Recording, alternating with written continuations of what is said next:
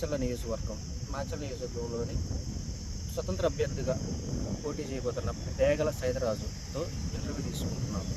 రండి సార్, డేగల సైదరాజు. మాచర్ల నియోజకవర్గంలో స్వతంత్ర అభ్యర్థిగా పోటీ చేస్తున్నా. నా పేరు డేగల సైదరాజు. మాది రండిసింతల మండలం. నా నివాసం వచ్చేసి అంబేద్కర్ కాలనీలో ఉంటాను. నాది మొత్తం 15 మంది వేశారు. 7 పార్టీ వాళ్ళు, 8 మంది ఇండిపెండెంట్ క్యాండిడేట్లు. నాది వచ్చేసి విజిల్ గుర్తు. క్రమసంఖ్య వచ్చేసి 12వ నాది.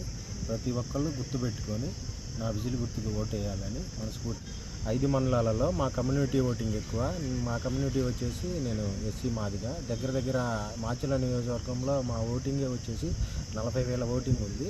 అయితే మాచర్ల నియోజకవర్గంలోని మండలాలు రండిచింతల మండలంలో దగ్గర మా కమ్యూనిటీ వాళ్ళు ఎక్కువ ఉన్నారు. అట్లానే నెక్స్ట్ వచ్చేసి కారంపూడి మండలం, అందులో కూడా మా వాళ్ళు ఎక్కువ ఉన్నారు.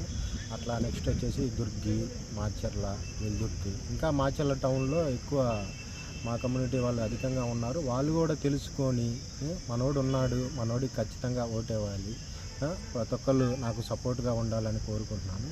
నా క్రమశిక్షణకి వచ్చేసి 12వ నెంబరు. నా గుర్తు వచ్చేసి విజిల్ గుర్తు. దయచేసి ప్రతి ఒక్కళ్ళు గుర్తుపెట్టుకోండి. దళితుడు నిలబడితే ఏమన్నా ఉపయోగం ఉంది అనుకుంటారేమో. దళితులే ఈ రాజ్యాధికారం ఇస్తేనే అందరికీ సమన్వయ పాలన జరిగిద్దని నేను భావిస్తున్నాను. ఇది అందరూ గుర్తుపెట్టుకోండి. ఎందుకంటే దళితుల ఓట్లే 89% ఓట్లు ఉన్నాయి మన నియోజకవర్గంలో.